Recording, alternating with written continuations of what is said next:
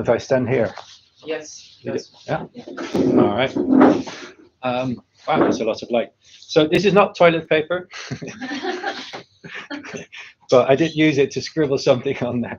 So thank you all for coming, and most thanks to Andrew for coming all the way from England over to Leiden. He told me actually he was a Erasmus student here in Leiden many years ago, which he enjoyed very much. So tonight we'll take him through a little tour of Leiden to bring back some memories. It really is a great pleasure to have Andrew here.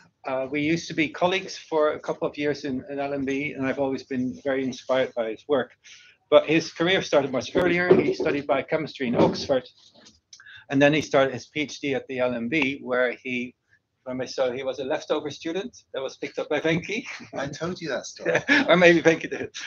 So long story short, he then started working for Venki Ramakrishnan at the time that they started to solve the structure of the ribosome. So he was really essential to the whole work that then led to the Nobel Prize of Venki. So thanks to Andrew and several other people, but certainly also thanks to Andrew, that accumulated to an amazing piece of work that is still ongoing.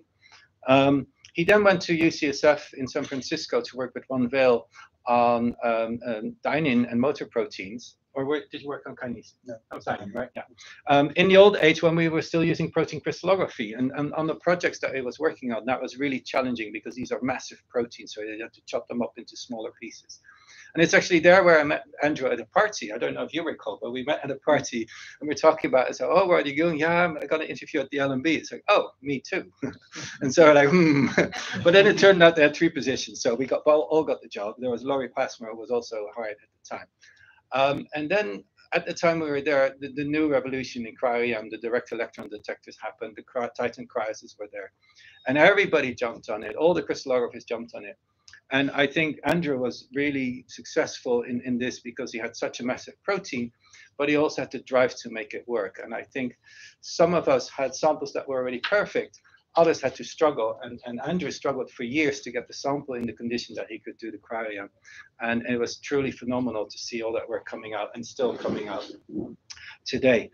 One of the things that I always admired is that not only does he take fantastically challenging projects like the ribosome, like the dynein and more stuff by building up. He also always applied many different technologies. So some of our structural biologists do just that, structural biology. Andrew always thought about, well, what does it mean and what else can we use? So he also used single molecule light microscopy to implement it. And now he's also using cryo-electron tomography and moving into correlative light microscopy and cryo. So I think that's always inspirational to see somebody who's driven by the biology and not just limited by its own technology. So I'm really looking forward to hear what you've been doing the last couple of years. And I'm sure I'll be inspired and I'll be quite sitting there enjoying your talk. Excellent. So with that, I give the floor to you, Andrew. Thank you, Mindert. Mindert is just, we were talking earlier, and he's just submitted some job to a server. So if he gets really excited, it's probably not the talk. It's probably whatever data comes back from that. Thank you all for coming. It's a great pleasure to be here. What I'd like to do today is indeed tell you about this dynein dynactin complex. And we'll start off really talking cryo-EM, but then, as Mindert alluded to, I'd like to sort of tell you about some of the other things my lab are doing, some light microscopy, similar to what we were talking about this morning, and various other subjects. Okay, so dynein dynactin, this is cytoplasmic dynein. It's a key motor that moves on microtubules, and it's an essential protein. It's important in many types of cells. It plays roles in mitosis. It plays roles in the immune synapse and all sorts of things. But really, I think the system that fascinates me the most is the neuron, because here in the axon, the microtubules are all oriented the same direction. So dynein is responsible for bringing things back to the cell body. And this process of transport in these neurons is really essential to their ability to function, because they're such long structures that diffusion alone really wouldn't work in this sort of circumstance. Okay, so just to perhaps introduce to you a bit about this. Here, this is a DRG neuron, dorsal root ganglion neuron, that a student of mine plated on some glass and looked at. And I'm showing you this in part because we're structural biologists initially, and so we were really excited when we were starting to be able to even look at neurons and collect simple videos. So these are just lysosomes. And if I play the movie, you can see that they're moving around all the way. Some are moving outwards, some are moving backwards, and there's this continual flux of objects moving. And that's perhaps easier to make out if I draw what's called a kymograph. And perhaps I should ask you, how many of you have come across kymographs before? Most, not all. Okay, I'll just do a quick primer. The idea of a kymograph is that you draw a line on your first frame of your movie, and then you plot the pixels along it for every frame. And so effectively, if you've got an object that's moving, as it moves along in this direction, you see this diagonal line in this plot.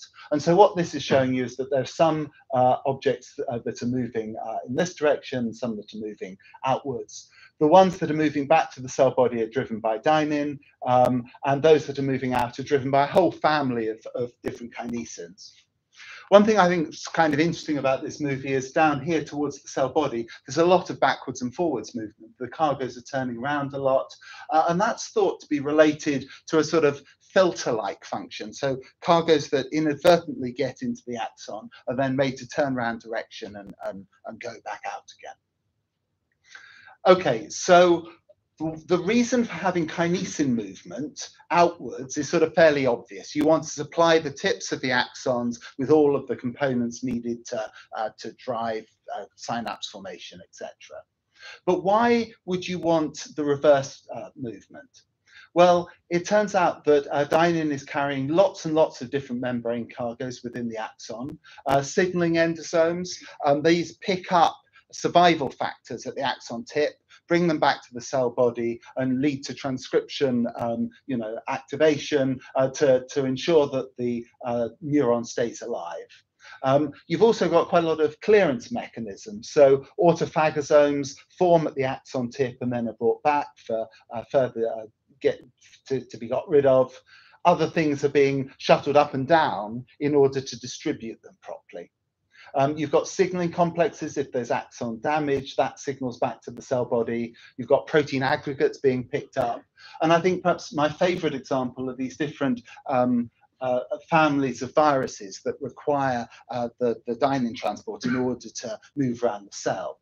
So if you get bitten by a rabid dog and you don't get vaccinated, it takes about a month to kill you.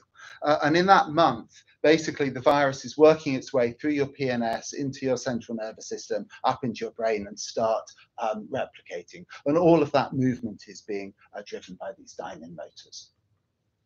Okay, so we already know quite a lot about the dynein from work from my lab, but also work from many others over the years. And this is the take-home message is that it's a pretty large and complex machine, as Mindert alluded to. So at the core of it is this dimer of these two big heavy chains, both half a megadalton each, and they've got these associated subunits, which we'll talk a bit more about later. And then it associates with a complex called dynactin. This is built around a short filament that's actin-like and has these long extensions, which again, we'll talk about a bit more later in the talk. But then the key thing about the sort of come out in the last few years about this complex is that these two components only come together and can move on microtubules in the presence of an adapter. And there are lots of these different adapters. They're all, it seems, coils. There are some other possible adapters which are not, which are interesting. But there's this whole family of coils, and I give some of the names here. But the point is, they're found on different cargoes. So this is one of the ways in which this one complex can transport mitochondria and autophagosomes and different endosomes and all that large and play roles in mitosis and contribute to all those things. Now, the cool thing about these adapters, as I alluded to, is they not only link the motor to the cargo, they also activate it and are required for its activation. And in order to illustrate that, I'd like to play you a movie. And before I do that, I've got another question for you all. How many of you have heard of Janet Iwasa? Okay, again, a few, but less than chymographs. That's good. So Janet Iwasa has, I think, the world's coolest job title. Her job title is Professor of Molecular Animation. And basically, she's a professor at the University of Utah who specializes in making these animations to try and help scientists both explain their work, but also come up with new hypotheses. Now, she was a PhD student in the lab next to me in San Francisco. And to be honest, her projects were not going so well, but she really discovered this passion for animation. And so she went down to Hollywood in Los Angeles to take an animation workshop. And she tells us that it was her and a whole load of 18-year-old boys who wanted to get into the gaming industry. But anyway, she took that experience and has turned it into this career. And she very kindly made this movie for me and a colleague of mine called Samret Peterson. So, okay, so this then is a membrane vesicle. It's got small G proteins on its surface, in this case, Rab6, and you've got these long coil adapter proteins that are coming off it.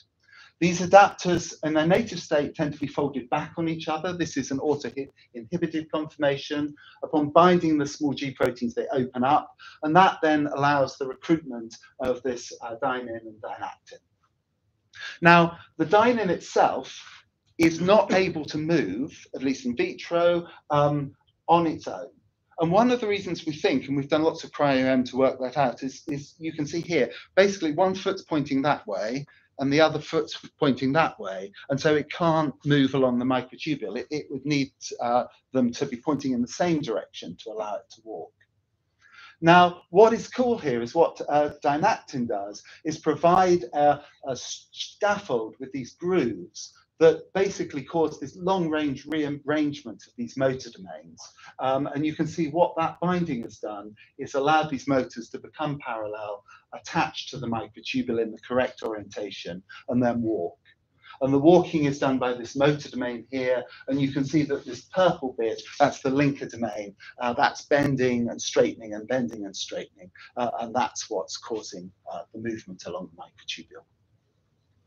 Okay, so what I'm going to do today, later in the talk, I'm going to tell you a new story about how another protein is involved with actually the formation of this complex. This whole assembly process is pretty critical for dynein activity and is quite closely regulated, and we'll talk about that. Even later in the talk, I will discuss the kinesins again, because they have all sorts of interesting interactions with this motor, and I'd like to tell you some stories about that. But first, what I want to do is to focus on the question of how all those different adapters I told you about are able to be recognized by a dynein and dynactin. And why that wasn't clear is because although this is a nice model, it's actually based on quite low resolution cryo-EM. I mean, in bits, it's beautifully high resolution, but the key bits of this orange adapter were always a bit flexible, and so it was difficult to sort of fully understand how it was recruiting the other complexes and forming this complex. And so I'd like to take you through how we were able to improve the resolution to answer these questions. Now, what we needed, of course, to do to improve the resolution is to stabilize it so that it's much more rigid and you can get that structure. And the way we did that was to add something to stabilize it, and the thing we chose was the microtubule itself. And for this, I want to introduce Sammy, who some of you know, who is a postdoc in my lab, an expert in microtubules, and has sort of really revolutionized our ability to study these complexes on microtubules. So what he did is he mixed dynein, dynactin, and this adapter called BIG-DR1, which is linked to Golgi vesicles. That's its function. He put it on microtubules, and you can see here these beautiful dynein-dynactin complexes you can make out. But when you tried to average them together, all you ever got was the microtubule structure and a blurred mess. And that's because the microtubule is such a dominant pattern that it just locks on and basically obscures any other ability to get averages. So the approach that Sammy came up with was to actually subtract the microtubule. And this is sort of obvious. We do this in cryo-EM all the time. You subtract the bit that you don't want. But what he was doing here is actually going back and subtracting out the microtubules from the raw micrographs. And that really made a huge difference. So once you got rid of the microtubule computationally, you can then see these complexes and get these average structures. Now, in terms of what happens next, you get this quite low resolution consensus structure, but then using standard cryo-EM techniques, you can zoom in on different parts of the structure to really get much better resolution. And I'll just give you an example of the motor domain here, which was particularly nice because we had 4 copies of it every time we had a dynein-dynactin complex. So we could really push the resolution up. For anyone who's really, really interested in dynein, the nucleotide state in these 2 different binding pockets was different from what we expected. If you want to go into that, ask me a question about it. But the main point here is that the resolution was really good enough we could distinguish nucleotide states, and so that by using these tricks.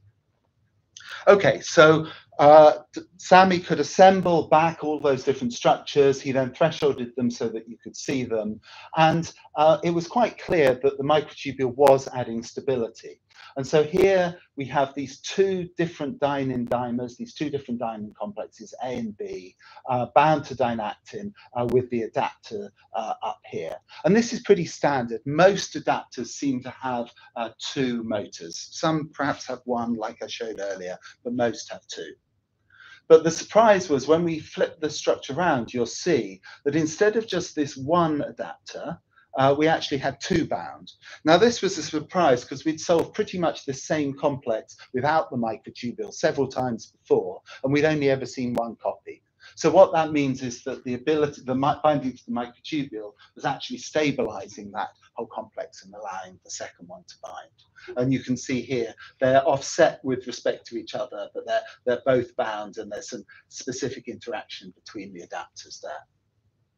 So why would having 2 adapters be different or useful? What we think it might be doing is for certain cargoes, you actually want to hold on a bit more tightly, perhaps cargoes that need to move longer distances.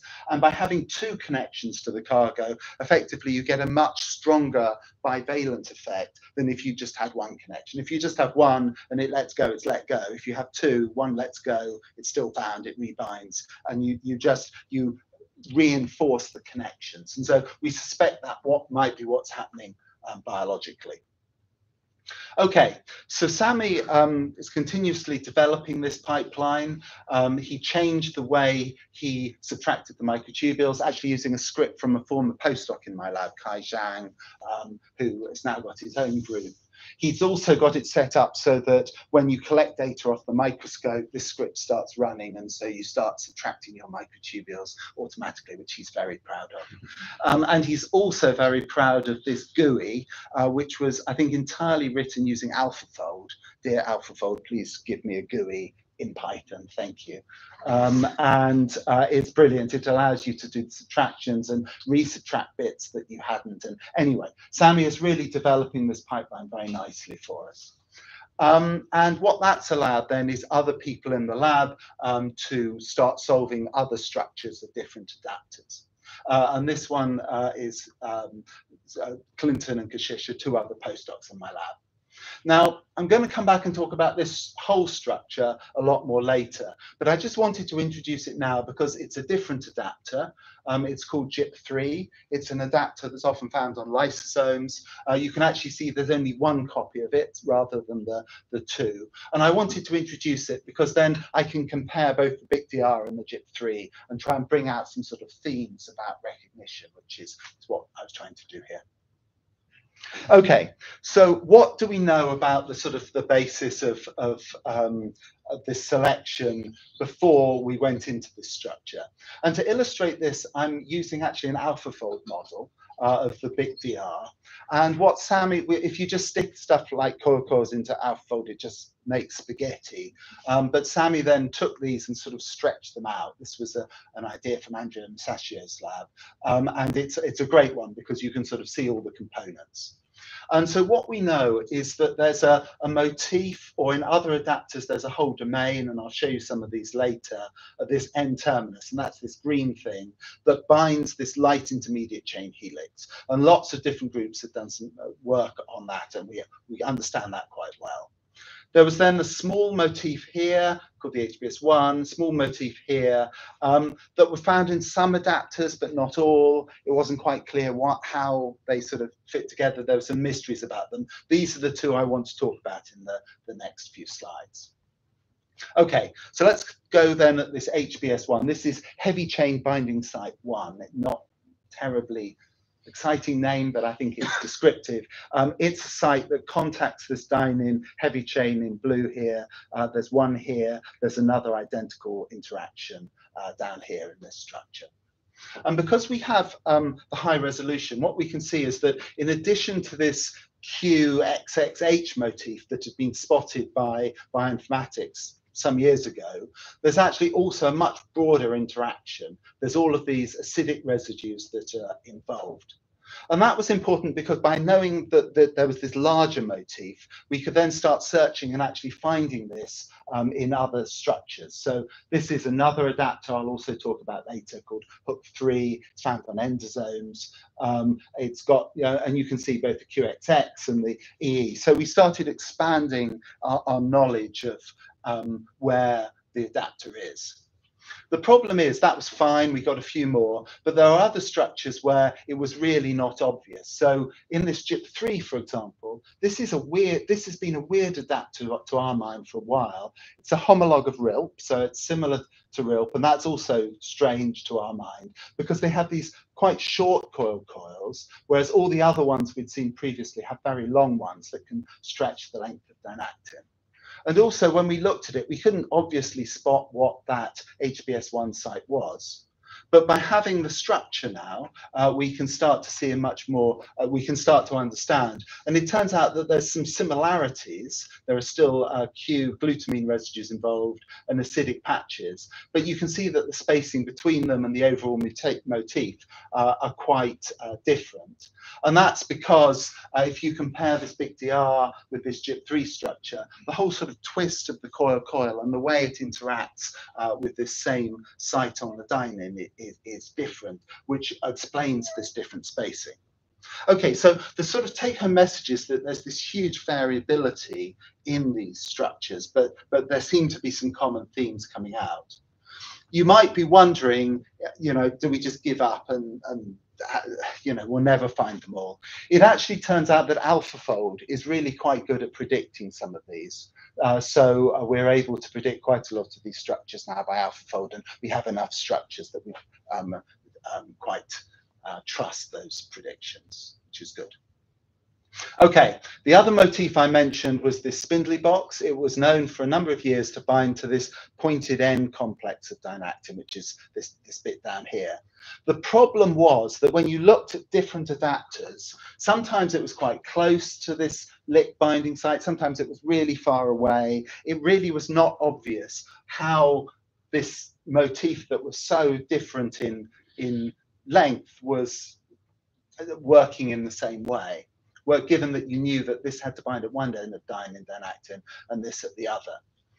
And the answer, of course, actually also was given to us initially by AlphaFold, and that is that there's this break in the helix just before that motif, and you can see it was predicted. Now, this was predicted in the first versions of AlphaFold. The most recent one actually doesn't have it. It just puts a straight helix through. So you have to try to take AlphaFold with a certain amount of disbelief, I suppose, is the answer. But the thing that was nice, sorry? Grain of salt. Grain of salt, yes, thank you. The thing that was nice here is that when Sammy looked at the structure, the break here was very clear. And actually, you can see there that there's this coil density, there was a clear break, and we've seen that elsewhere. The motif itself actually forms this little helix. It's very nicely resolved. We can see how it binds, etc. And that's not so important. Okay, so this is a case where there's a small break. The GIP3 that I mentioned, in this case, the spindly motif really was not obvious. And that turns out to be because the break between it, before it, is actually huge. There's almost 200 amino acids of this unfolded protein. But when we solved the structure, we were able to assign these helices, which have have docked, and work our way back, find the spindly motif, and find exactly where it is. So it does seem to be a common pattern, and it seems like it's a common pattern that is there because of this flexibility, which is something we wouldn't have got without the structures. Okay, so just to sort of sum up this part of the talk, this is a selection of different adapters that we know. You can see they form into families with these different binding sites for the light intermediate chain. Some of them are protein domains. This one's an EF hand. This one's the GIP3, which is similar to RILP. You've got the HBS1 site I've talked about. We still can't find it in RILP, even with AlphaFold.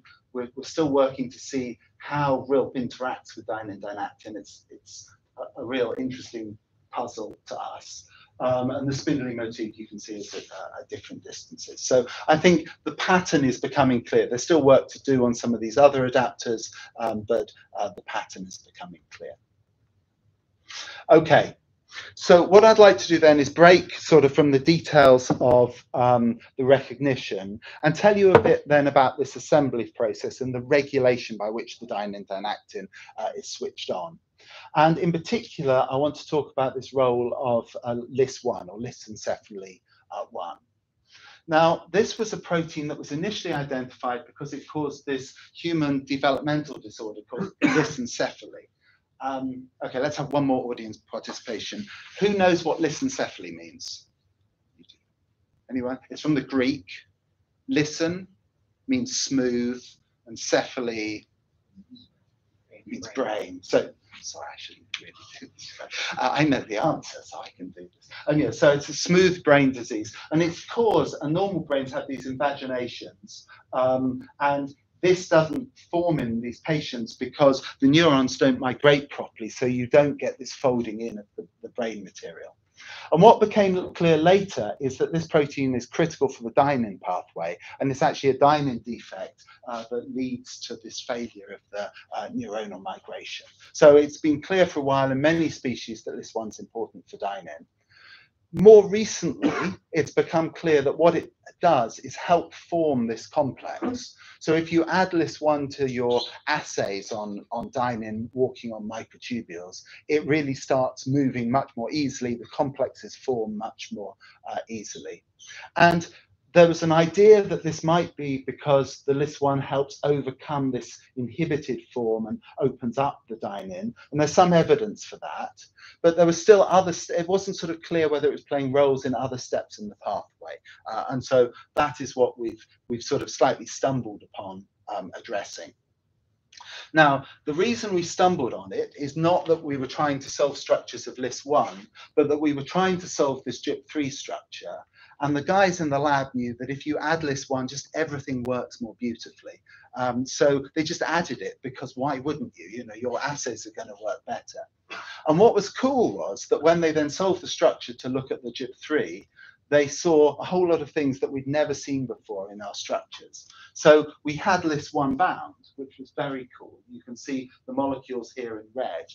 But then in addition to that, we also had these long flexible P150 domain docking down, which again, we hadn't seen previously. This N-terminus of dynein, which is known for years to have been bound to this P150 domain. And for years, people thought that that was sort of the only or the critical interaction. It is a critical interaction. They thought that was the main interaction linking dynein dynactin. And now we actually see it for the first time, which was all very cool. So what this structure then led to was a model, I think, from us about how LIS1 is involved with forming this complex. And I'd like to take you through some our thinking behind that model and then show you the model at the end. Okay, so the first thing that LIS1 does is more obvious if I flip the structure around, and that is it drives these two motor domains into a sort of weakly bound conformation. So it lifts them up off the microtubule, and you can see that here. And that agrees with the literature. Other people have solved structures of isolated motor domains, and they are usually in this pre-power stroke conformation that has a low affinity. So that was good, that was interesting. But the really novel thing that hadn't been anticipated before was that LIS1 not only binds to the dynein motor domain, but it also binds to P150. Now, no one had managed to spot that. It actually turns out that AlphaFold predicts it really nicely, but no one else had looked. And we only looked because we saw this amazing structure. So the P150 is bound, it's brought into contact with this dynein motor domain. Is this interaction important for the assembly? So to look at that, we ran these motility assays. So these are again chymographs, but this is microtubules put down on a cover slip, fluorescently labeled motors added, and then you watch them moving along the microtubule. And we can set the assay up with the right salt conditions so that without adding LIS1, you get very little movement at all. You add LIS1 and then you get lots and lots. And so what we did is we mutated the binding site to P150, and it's clear that it abolishes the activity. We replaced the binding site with a different coil, that abolishes activity. We tried adding the two bits together separately, that abolishes the activity. So effectively, anything you do to break this interaction with the P150 destroys the ability of the LIS1 to stimulate complex assembly. What we also did, I won't show you the data, but it was a really experiment I really enjoyed, was we artificially put these two back together using a chemical FRB FKBP wrapper log mediated interaction, and that was enough to rescue the function and get activity again. So just joining these two together is enough. Okay, so why might this interaction be important? I think the clue comes from the structure, because you see that this P150 arm here is contacting the motor domain. But what it's really doing then is it's also making contact all the way along this dynein. So effectively it's tucking it under the P150 arm, and we think it's activating the complex by basically holding these in exactly the right conformation to interact with these adapters. Okay, I'll show you a summary of that in a bit. But the other thing the structure did, which again I think is interesting, is it gave us an idea of the order in which these events occur. And that came because we had previously had some insight into what P150 looked like before it bound this complex. And what it does is it folds back into this hairpin. And what we could see now that we have this open structure where it's come apart is that not only does this hairpin open up here, but also this connection with this so-called ICD domain, which no one had any idea what it was doing before, but it's also been broken. So it looks like there are all these inhibitory conformations which are disrupted in the active form. Now, if you look at that inhibited form but plot on the binding sites, you'll see that the binding site for LIS1 is completely blocked by the inhibited form. The binding site for the motor domain, which is up here, is completely blocked by the ICD. But actually this binding site for this N-terminus is much more open and accessible. So what we think is happening here is that this then is the first event that happens to DIC, and then that sort of partially opens things up and allows the LIS1 to come in, and that recruits things. Okay, let me try and summarize that in a movie. I'll give you a disclaimer. Janet Iwasa did not make this movie. This movie was made by Kashish. You can judge whether you like it better than Janet's movies. It's not quite as elegant, but it's lovely. Okay, so the idea is you start off with dynein and dynactin. We think the adapter may be bound to the lick by this domain, as I was telling you about. So the first thing that happens is this DICN binds, and that triggers the opening up of this P150. And that then positions the structure so that the LIS1 binding site is accessible, it can bind and trigger the next steps. LIS1's also going to bind to the motor domain and help open it up, as I mentioned earlier, and that was the work of these labs. Okay, so it comes in, opens it up, and then drives this conformational change so that it can bind to the P150. And what that's done is what I was saying, was sort of tucking it up under the arm. And you can see that everything is sort of lined up beautifully for the adapter to slip into place. And so if I play the last bit, the adapter can then come in, and that's helped form this complex. Then the second dynein we think is then more easily recruited. This one falls off, and the second dynein comes in and binds. Okay, so that's our sort of our model based on the structure. You might be thinking, well, most of that he talked about and given some evidence, but actually that last bit about the dynein, the Lys1 coming off and this dynein binding, that was maybe a bit fanciful. And you're right, but we went back and got some data to look at that as well. And so the question we wanted to ask was, if you have this complex bound, so what happens next, basically?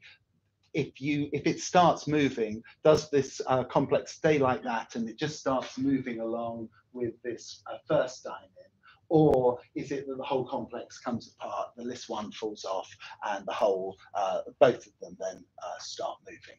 And so what Kashish did is set up this assay in which you've got the microtubule here, you've got the complex bound with AMP, PNP, and then you can flow in ATP. He set up a peristaltic pump, and then you can perhaps see that the complexes start moving.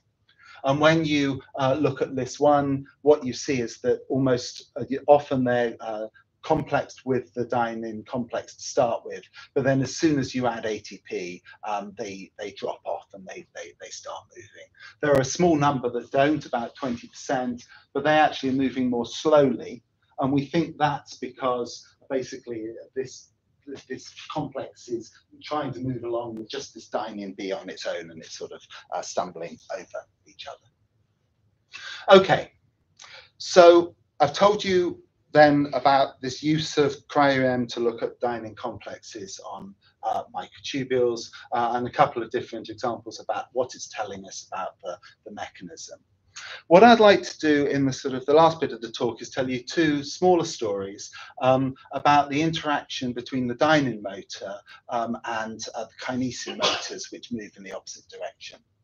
And the thing here is that it's quite well established in the literature, and I mean, we were talking about some nice data this morning as well, that suggests that these vesicles contain both dynein and kinesin motors, that really, if they move in one direction, they take the other motor with them.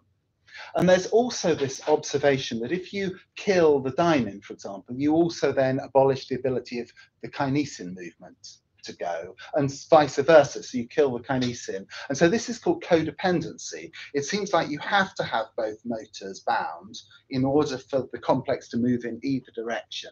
And it's been a long puzzle what that could possibly be and what could be the mechanism. And people have put, especially a guy called Will Hancock has put forward some nice models. But what I want to tell you about next is some work that came from a collaboration with Anne Straub and her student and my postdoc, Ferdos, who again, some of you know, to try and give sort of at least one example that explains this codependency. Now, the minimal system that Anne and Alex, her student, were working with is this adapter hook 3, which I mentioned earlier, which binds dynein dynactin, just as we talked about before, but also binds this kinesin 3 called KIF1C. And importantly, this hook 3 is attached to a cargo that people know shows this codependency when you express it in a neuronal-like cell. And the nice thing is it was a minimal system and just used the hook, dynein dynactin, and KIF1C. And she could see complexes that contained all of those components that move in both directions. So what that suggests is that when you have all those components present, you can get these big complexes that contain everything stuck together. So the observation that Anne made was that if you looked at the dynein dynactin alone, you got a certain level of activity, of ability to bind microtubules.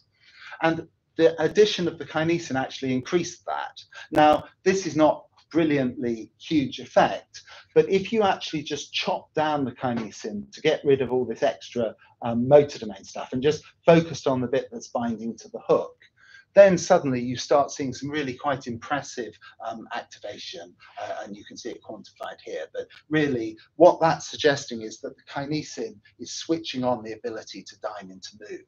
And if you think about it, that explains codependency. You have to have the kinesin there in order to activate the dynein. So that's really, really cool. Now, the question is, how is that working? What is the mechanism of activation? And to get at that, Ferda started doing some experiments, and we decided to work with the whole system. And the whole system is not only the dynein, dynactin, and the kinesin and the hook, but also these other two proteins called FTS and FIT1B. And those were known to form a complex with hook, and Ferda's got a nice cryo-EM structure of those, and you can see they bind in this, there's this amazing sort of wraparound of this helix that wraps around the coil. And forms this complex. Anyway, the point here is mostly, I don't know if you remember from the original movie I showed, but when things tend to bind to these adapters, they activate them. So is this active? Is the FTS and FIT1B enough to activate it, and actually then KIF1C is irrelevant? Or is something else going on? Are these perhaps inhibiting it, and then KIF1C is required to activate? So we decided to try and investigate. And now the first thing Ferdas did was compare the FHF complex to a short truncated hook that we knew gave quite nice movement. And what she found was that actually, instead of activating, these proteins are really quite clearly inhibiting the movement, actually to a similar level to hook 3 alone. So this is an interesting case where probably the attachment to cargo is not what's causing the activation. That may presumably be the kinesin. And so she tested that by adding in the same kinesin construct, and then she started seeing much better activation again. It wasn't back up to the level of the original construct, but it was several fold better than the inhibited form. So even in this system, the kinesin is working. How's it doing that? The first question is how the kinesin binds to the hook. The EM here was really painful, and I'll show you the pain in the next slide. But really, AlphaFold came to the rescue. This is a stitched together AlphaFold model. You've got the kinesin motor domain down here that's moving along the microtubule. You've got these various coils. This bit round here is so-called the stalk, which was what we knew was binding to this adapter. And so we mixed it with our FHF construct, and what you could clearly see was some extra density coming up that I've coloured blue here that corresponded to the kinesin. So that told us it was binding near this FHF. I did tell you the structures were horrible, right? I mean, they're just not pretty. But then the AlphaFold structure that we did, or predictions we did, actually matched very nicely with this extra density. And so I think there's reasonable evidence there. And we also did some cross-linking and more modeling, and it really looks like the hook does fold back on itself, and that's what's inhibiting it. And then this here is where the kinesin is binding. So what you might imagine is that kinesin interaction begins to open up the structure. There's still lots of other interactions here, which is perhaps why it doesn't fully activate it.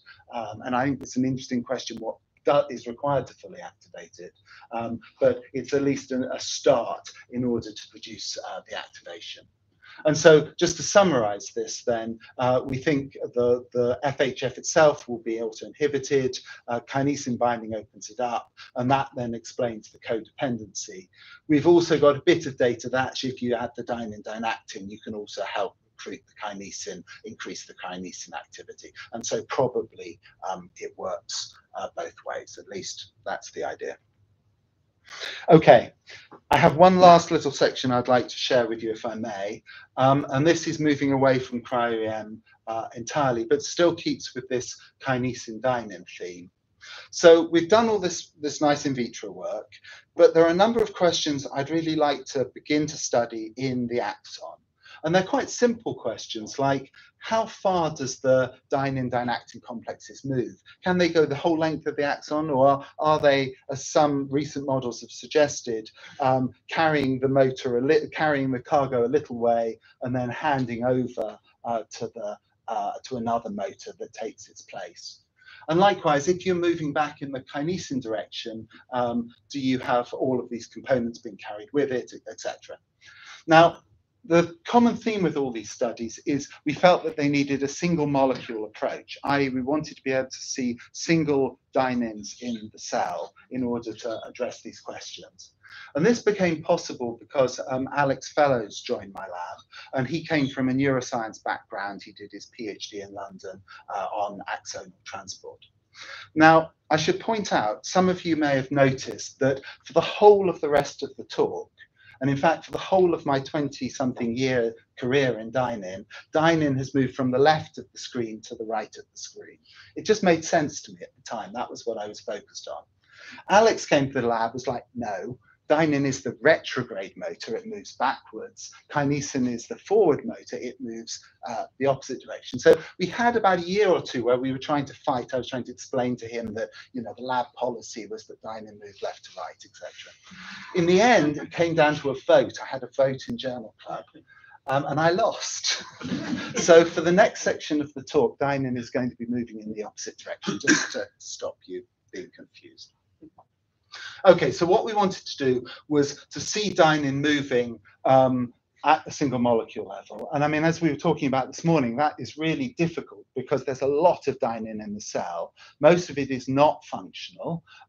There's just a lot of it around. And if you just overexpress or at a low level one of the dynein chains, you generally see this big background. So what we need to do to get single molecule levels is several different steps. Endogenous expression, and again, we were having that conversation.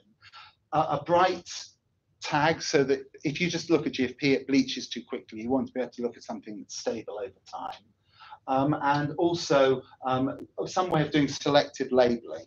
And you can either do that by labeling a subpopulation of your motors, and for that, this tag called halo tag is very good because you add a chemical group at whatever concentration you want, and it covalently labels just a small percentage of your molecules, or all of your molecules if you increase the concentration. So anyway, a few different strategies. Let me just run through them. So the first one then is endogenous expression. The approach we took to try and do that in neurons was this human pluripotent stem cell approach. And that is because actually just doing CRISPR on primary cultures is a bit challenging. There are approaches now that are coming up, but you know, what's nice about this is that you can make a stem cell line that you CRISPR and then differentiate it into really nice looking neuronal cultures. And the way this works is that you have the differentiation factor, NGN2, in the gene, incorporated into the genome under control of doxycycline. So you add doxycycline and a few days later you start getting really nice neuronal system. So that allowed us then to use these stem cells, CRISPR tag them, endogenous tag, and then get that into a neuronal background. The other thing then is the use of the halo tag, so we put that on our dynein, and then also the use of microfluidics.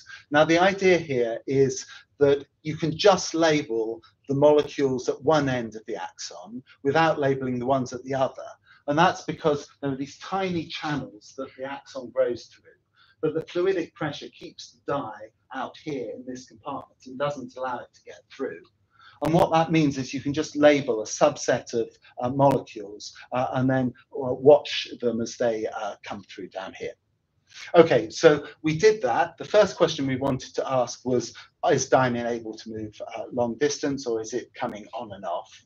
And perhaps what you can see here is that, yes, you can see individual groups. They're probably small numbers of clusters of dynein. We're thinking sort of somewhere between 2 and 8, depending on the spot size coming down. If I do a chymograph, you can see these beautiful long distance movements of this motor. So this suggests that single molecules are able to transport on cargoes a long way. It doesn't answer the question if they can go the whole way down the axon. And so to address this, we set up an experiment which I thought was really neat. The idea here is if you label the dyneins and immediately start looking at the other end of the axon, if they travel the whole way, you'd expect them, because of their average speed, to come through in about 5 minutes. If, on the other hand, they were switching over and exchanging, they'd take much longer to get through. And so what we did is indeed set up the experiment where we added the dye and immediately started imaging and then measured the time for the first spot to come through. And what you can see is that it was fairly reproducibly 3 to 4 minutes. And that means for at least this subset of cargoes that are moving fast, these dyneins are able to hook on and really go very long distances. Okay, we did that with other components of the system. Dynactin behaves exactly the same. That's good because we know it's needed for making these dynein-dynactin complexes. And surprisingly, we even saw these long-range movements of LIS1, which was a bit strange because that's actually meant to be an initiation factor. And so what we think what might be happening is you might want to carry some LIS1 with you in order to reinitiate, perhaps, if you need to engage a few more dyneins. But then the very last thing I want to tell you is that what Alex did, which I thought was really clever, was to look at the opposite direction movement. So in this case, he basically switched the experiment round. So he stained the molecules in the cell body and then looked to see which ones were being carried up to the end by the kinesin. And it may be difficult to see here, but do you see those dotted lines on the image? Those are really fast dynein movements. They're so fast they sort of, you hardly see them, so they appear as dots. Dynactin, you can see they're moving a bit slower. The lines are sort of shallower, not shallow, steeper. And what it turned out is when he calculated this, that actually the dyneins were moving and the LIS1s were all moving at about 4 microns per second. There were a population of vesicles with dynactin moving at that speed, but actually the vast majority of the dynactin was moving slower. And that's really interesting because that was not expected. What it's suggesting is that actually that the neuron is carrying these two components of the dynein-dynactin complex to the axon tip separately, keeping them apart until they're required. And so we suspect that there's this actual transport mechanism that is not bidirectional, and then there are other cargoes that are. And I can summarize that here. So yes, some cargoes, the kinesins and dynein bind together and they can switch. In other cases, they're moving at different speeds, presumably because they're carried by different dyneins. Okay, so I'd like to wrap up then, if I may. I've told you quite a lot about the use of cryo-EM to look at these complexes on microtubules. Very excited to try and learn more about how the kinesin and the dynein complexes interact with each other and why you get them moving only in one direction at one time. And then I also told you about this LIS1 and how it's involved with activation. And with that, I'd just like to stop by thanking my lab. I've mentioned people as we go through, but particularly Sami, Kashish, Ferdos, and Alex, and also Clinton, who did the work I told you about today. So thank you very much for your attention.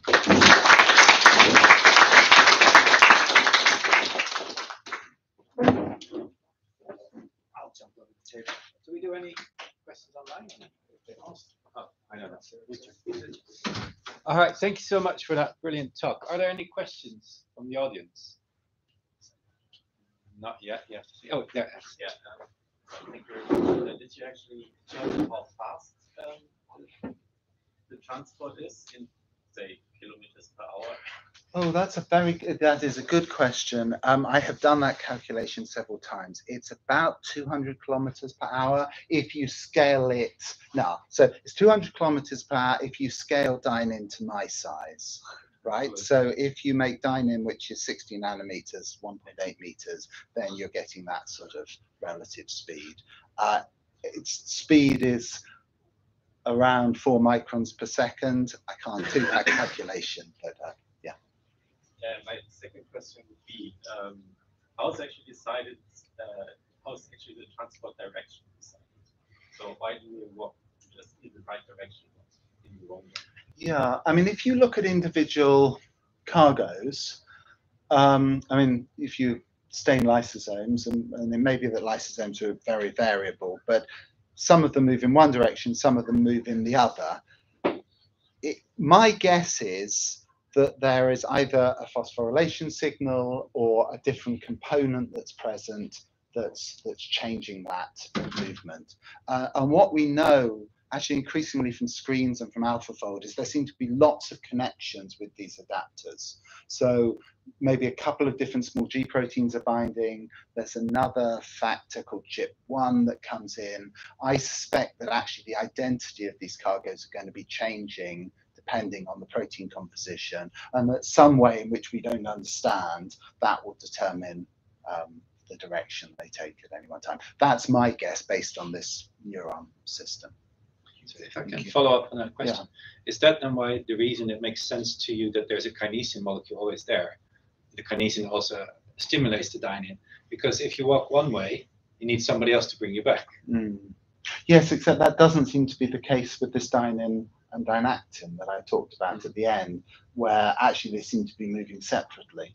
Right, but you still need the kinesins to bring them back. You still need the Otherwise you well, no, you're taking them out by the kinesins, and then they're coming together to come back. So I think, you know, a year ago I would have agreed with you completely, but right now I don't know what's happening. I think the answer is there are going to be lots of different mechanisms. So the kinesin activating the adapter, that's going to be one, and then there'll probably be other ways that other systems work. And actually we need to drill down on really what cargo are we looking at and be able to go back and forth between cell and structure. And what's your reasoning then for the need for so many adapters? If in the end all you do is attach something to dynein dynactin, why do you need the different ones? Can you regulate particular transport of certain? Yes, and you know that the hook binds KIF1C. None of the other adapters seem to bind in quite the same way. Some of them also bind other kinesins. So I think there's going to be a sort of, it's coming back to what we were saying, that to get something to behave as it does, it will need a specific combination of adapter and what motors are present. It's vague, but sorry, it's vague, but it is vague. Yeah, sorry. So do you need multiple adapters bound to dynactin and kinesin to take a specific cargo in one direction? Yeah. Or, I mean, you have a multiple microtubules connected to the adapter taking a cargo. It's a... Yeah, I mean, I think that's a very interesting question. Do you have multiple adapters on any one cargo? There's some evidence in the literature for that. So there's an adapter called HAT1, and work from the Holzbauer lab has shown it sort of works at the same time as CHIP3 for a bit, and then maybe one of them takes over. So it does look like maybe there are some adapters sort of playing off on each other. Another thing I think is very interesting is if you look at the dynein dynactin site versus the small G protein site, some adapters that's really close, and some they're much further away. So my favorite hypothesis, which no one else in the lab believes, is that you've got some dyneins out in front and some much closer back. So it's a bit like a coach and horses with lots of them pulling together. So anyway, we'll see. We need to see it in cells, right? That's really good. Sorry. No, I just have a simple question. Sorry, yes. And then. Maybe this is a bit of a review or two type of question. I do wonder.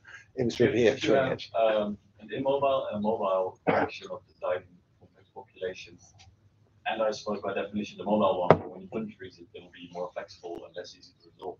So how do you know that your model isn't accidentally the immobile fraction of the population that you have? Yes, that's a good question. It was yes. I mean, one thing is that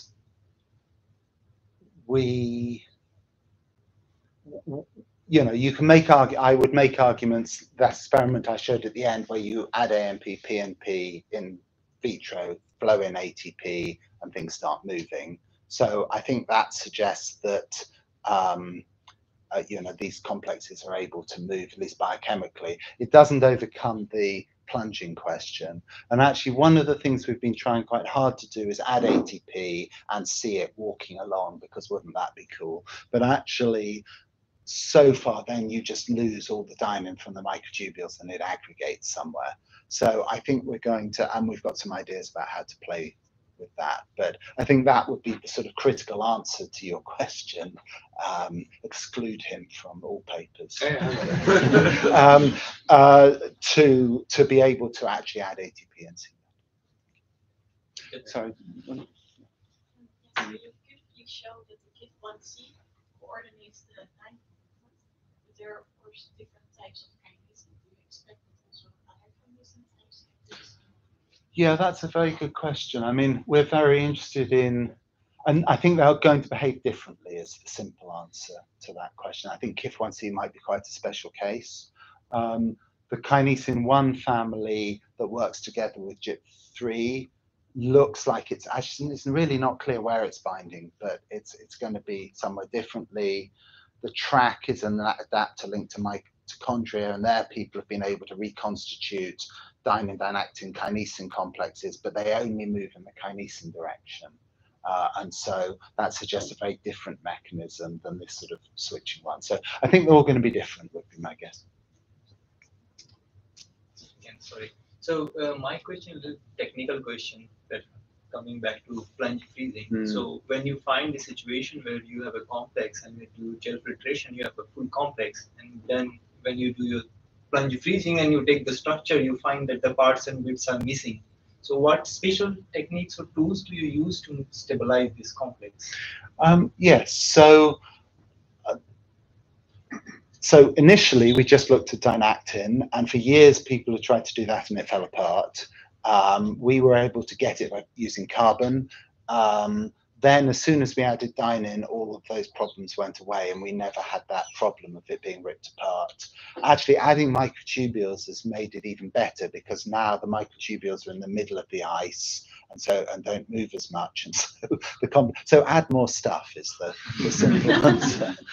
But it's interesting. It seems to be, in this case, the microtubules are really helpful for that.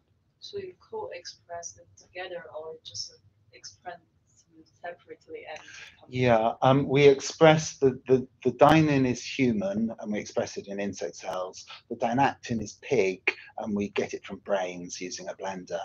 And the BICD2 is mouse, and so it's a mammalian dynein complex. But yes, it's done separately and then reconstituted, and we can do binding assays and show that we can form it on the microtubules. Thank you. So flexibility remains a big issue. So have you ever tried to play with either sources, dynamite, or like 3D flex or cryospark to see if you can resolve density better down? Yeah, we use all of those, and they're all good. For a long time, actually, we have done as well or better by just doing very careful focus classification and working. So we use everything, absolutely. But I would say if the cryospark or those approaches don't work, then you can still potentially get it by finding the right mass, subtracting out the right bit, allowing things to lock into place. So we've done a lot of that. All right. Well, thank you so much once more. There's beer outside. We'll bring it in, and Perfect. People can ask more questions to you. Thank you so much. Thank you for